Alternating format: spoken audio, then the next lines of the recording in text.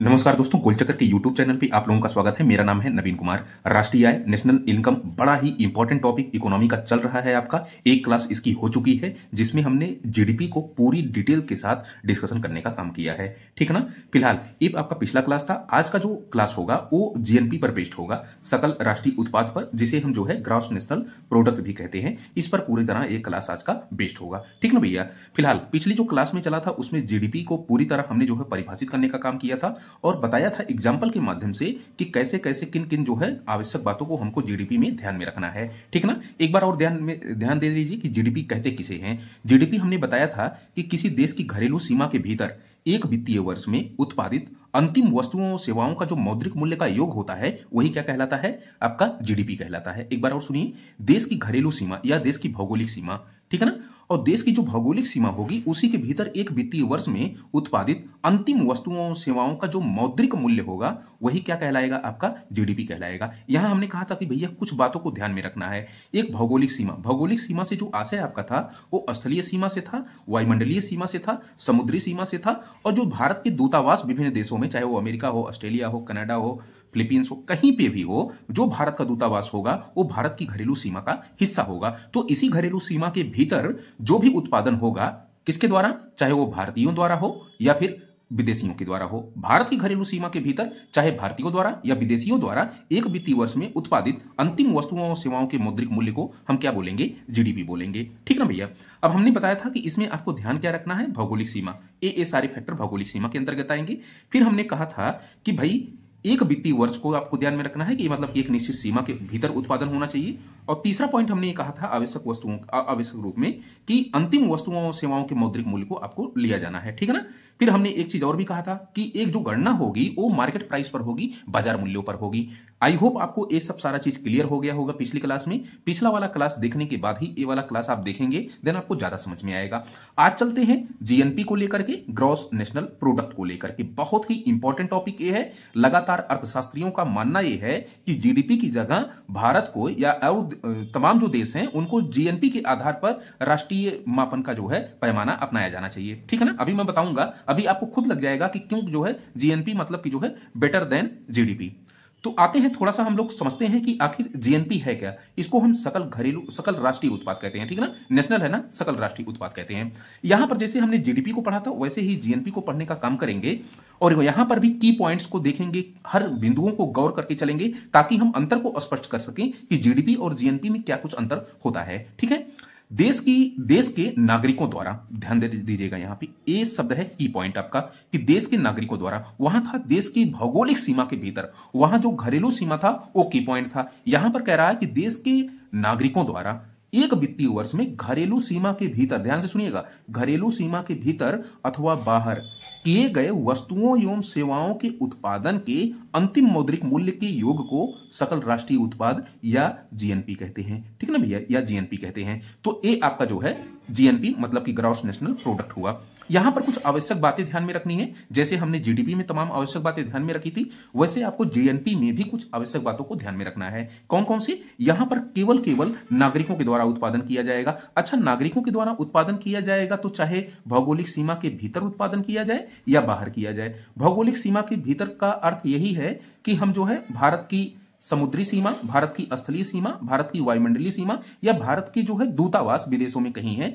उनके भीतर उत्पादन करें। या फिर मैं ये कहूं कि भारत के लोग जाकर के जो है, जैसे इंडियन डायस्पोरा जाकर के जो है विदेशों में काम कर रहा है, तो वहां पर जो उत्पादन हो रहा है भारतीयों के द्वारा, ये सब सारी आय हम सम्मिलित करेंगे। समय क्या है कि एक वित्तीय वर्ष के भीतर ये उत्पादन होना चाहिए, ठीक है ना। मूल्य योग क्या होना चाहिए कि मतलब कि अंतिम वस्तुओं एवं सेवाओं का जो मौद्रिक मूल्य है उसी को हम जोड़ेंगे। ये सब सारा चीज जो है फैक्टर आपका जो है जीएनपी का है, सकल राष्ट्रीय उत्पाद का है, ठीक है ना भैया। यहां पर मैं एक चीज आपको बता देना चाहता हूं कि जैसे भारतीयों के द्वारा यहां पे उत्पादन किया जाएगा, की पॉइंट यहां पे भारतीयों द्वारा है, और जीडीपी में की पॉइंट घरेलू सीमा थी, इसको ध्यान में आपको रखना है, ठीक है ना। जैसे भारतीयों द्वारा उत्पादन किया जा रहा है तो भारतीय तो केवल इंडिया में है नहीं, विदेशों में भी है, मान लीजिए यूएसए में भी है, तो यूएसए में और इंडिया में जो भी उत्पादन किया जाएगा ये कहां जोड़ा जाएगा, भारत की जीएनपी में जोड़ा जाएगा। ठीक है ना भैया। आते हैं नेक्स्ट स्लाइड में, थोड़ा सा एग्जांपल के माध्यम से इसको समझने का काम करते हैं। अगर इसके हम एग्जांपल को थोड़ा सा देखें कि जीडीपी में कौन से फैक्टर शामिल किए जाएंगे और जीएनपी में कौन से फैक्टर शामिल किए जाएंगे, उदाहरणों के माध्यम से, एग्जांपल के माध्यम से पूरी तरह आपका स्पष्ट हो जाएगा कि थोड़ा सा समझते हैं इसको। जैसे मान लीजिए एक जापानी कंपनी है, और जो जापानी कंपनी है मतलब कि जापान के नागरिकों की कंपनी है, इसको ध्यान में रखिएगा।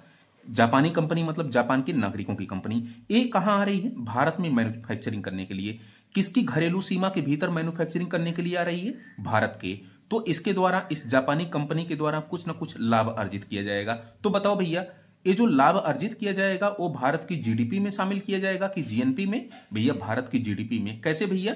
क्योंकि आपने सर बताया कि भारत के घरेलू सीमा, और जो घरेलू सीमा में जो भी उत्पादन किया जाएगा, चाहे वो विदेशियों के द्वारा या भारतीयों के द्वारा, वो सारा कुछ कहां पे जाएगा, भारत की जीडीपी में जाएगा। वहीं पर मैंने ये बताया कि किसी देश के नागरिकों के द्वारा देश की घरेलू सीमा या देश की घरेलू सीमा से बाहर जो भी उत्पादन किया जाएगा वो उस देश की जीएनपी में शामिल किया जाएगा।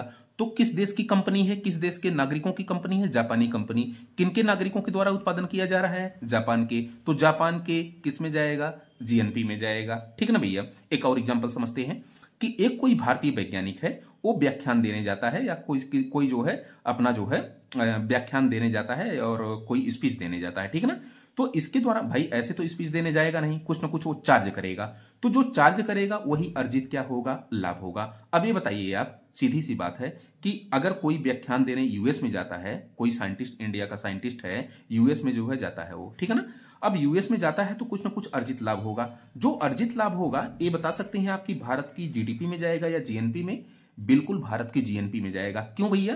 क्योंकि ये भारत का क्या है, नागरिक है। नागरिकों के द्वारा उत्पादन किया जाए, चाहे देश की घरेलू सीमा के भीतर या देश की घरेलू सीमा के बाहर, वो कहां जाएगा, भारत की जीएनपी में। लेकिन आप बताएंगे कि ये नागरिक, भारतीय नागरिक कहां पे जा रहा है काम करने के लिए, किसकी घरेलू सीमा में, यूएसए की घरेलू सीमा में। तो यूएसए की घरेलू सीमा में जब जाएगा तो यूएसए के या अमेरिका की कहां पे जाएगा, वो शामिल किया जाएगा अर्जित लाभ, अमेरिका की जीडीपी में। ठीक है ना। खैर इसको हटाइए, एक और एग्जांपल समझते हैं।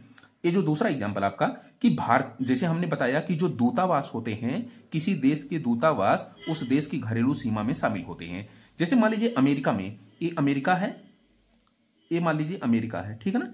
अब ये अमेरिका है अगर यहां पर, तो यहां पर मान लीजिए एक भारतीय दूतावास है, तो ये जो भारतीय दूतावास अमेरिका में होगा ये भारत की घरेलू सीमा का हिस्सा हो जाएगा। ठीक है ना। तो वही कह रहा है कि अमेरिका में भारतीय दूतावास है तो इसके द्वारा कुछ लाभ अर्जित किया जाएगा। तो भैया घरेलू सीमा की जब बात आएगी तो वो भारत की किस में जाएगी, जीडीपी में। चूंकि ये अमेरिका के कुछ नागरिकों के हेल्प के सहयोग से भारत की घरेलू सीमा में उत्पादन किया जा रहा है, इसलिए अमेरिका की जीएनपी में ये चला जाएगा। ठीक ना भाई। सैन्य प्रशासन, कुछ नागरिकों की सेवा इत्यादि के माध्यम से उत्पादन तो हो रहा है ना।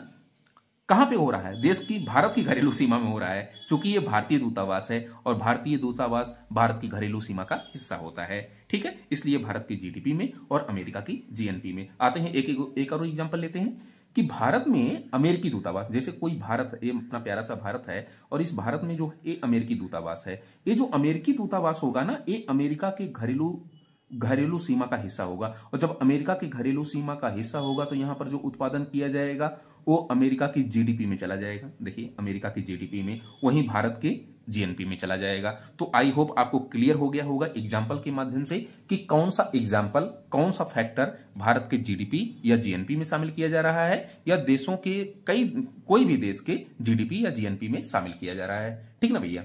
यहां एक बात आप गौर करेंगे, जब हमने जीडीपी पढ़ा और जीएनपी पढ़ा, जीडीपी में यही था कि घरेलू सीमा के भीतर, ये देश की घरेलू सीमा है और देश की घरेलू सीमा के भीतर भारतीय भी काम कर रहे हैं और विदेशी भी काम कर रहे हैं, दोनों काम कर रहे हैं। मतलब कि जीडीपी में विदेशियों की आय भी जोड़ी जा रही है। ऐसे जब हमने जीएनपी पढ़ा तो जीएनपी में ये कहा कि भाई भारतीयों के द्वारा, मतलब कि देश के नागरिकों के द्वारा देश की घरेलू सीमा और देश की घरेलू सीमा से बाहर, मतलब कि विदेशों में भी जो भी उत्पादन किया जाएगा उसको जीएनपी का हिस्सा माना जाएगा। एक बात आप बताइए कि जो जीडीपी है, उस जीडीपी, जब हम जीडीपी शो करते हैं भारत की, तो उसमें भारतीयों की भी तो विदेशियों की भी तो आय जुड़ी हुई होती है ना। तो इसको हम बैलेंस कैसे करेंगे, अब समझना जरा। जैसे मैं ये कहूं कि भारत के घरेलू सीमा के भीतर कार्य करने वाले विदेशी भी शामिल होते हैं जीडीपी में, ठीक है ना। फिर विदेशियों द्वारा भारत की घरेलू सीमा में कुछ ना कुछ उत्पादन किया जाएगा। मान लीजिए वायु उत्पादन किया गया, क्या समझ पा रहे हैं आप, वायु उत्पादन किया गया। ऐसे ही जैसे जीएनपी है, घरेलू सीमा के भीतर भारतीय घरेलू सीमा से बाहर मतलब कि विदेशों में भी काम कर रहे हैं, जैसे इंडियन डायस्पोरा जो है खाड़ी नेशंस में काम कर रहे हैं, अमेरिका में, तमाम देशों में काम कर रहे हैं। तो भारतीयों ने विदेशों में कुल यक्ष उत्पादन किया। भाई भारतीयों के द्वारा भी तो कुल जो है उत्पादन होगा ना, तो यक्ष उत्पादन किया। या फिर ऐसे मान लीजिए कि भारत की घरेलू सीमा के भीतर विदेशियों द्वारा कुल 90 रुपए का उत्पादन किया गया और भारतीयों द्वारा विदेशों में कुल 100 रुपए का उत्पादन किया गया। अगर मैं ये कहूं कि इसका जो डिफरेंस अगर हम निकाल लेंगे तो वही हमको क्या प्राप्त हो जाएगी, शुद्ध विदेशी आय प्राप्त हो जाएगी। तो 100 माइनस 90 बराबर 10 रुपया, मतलब कि ये जो 10 रुपया आ रहा है ये शुद्ध विदेशी आय आ रहा है। तो देखिए यहां पे हम कह सकते हैं कि जीएनपी बराबर जीडीपी प्लस शुद्ध विदेशी आय। इसको नेक्स्ट स्लाइड में समझते हैं थोड़ा सा आराम से। अगर मैं आपसे ये कहूं कि ये आपने सूत्र पढ़ा कि ठीक है ना, कि जीएनपी बराबर जीडीपी प्लस भारतीयों द्वारा विदेशों में अर्जित आय यक्स माइनस विदेशियों द्वारा भारत में अर्जित आय वाई। तो हमने कहा था कि भारतीयों द्वारा विदेशों में अर्जित आय 100 रुपया थी और विदेशियों द्वारा भारत में अर्जित आय 90 रुपया थी। जब आपने डिफरेंसेस निकाला तो 10 रुपया निकला। यही आपका क्या है, शुद्ध विदेशी आय। तो हमने कहा था कि जीएनपी बराबर जीडीपी प्लस शुद्ध विदेशी आय, यही कहा था ना भैया। तो जोसेफ स्टिग्लिट्ज हैं, एक अर्थशास्त्री हैं, बड़े अच्छे अर्थशास्त्री। इन्होंने कहा कि भाई जीडीपी की जगह जीएनपी को राष्ट्रों को ध्यान में रखना चाहिए। बड़ा अच्छा कॉन्सेप्ट कहा। क्यों कहा, क्योंकि जीडीपी में घरेलू सीमा के भीतर विदेशी साधनों द्वारा किए गए उत्पादन को भी सम्मिलित कर लिया जाता है, ठीक है ना।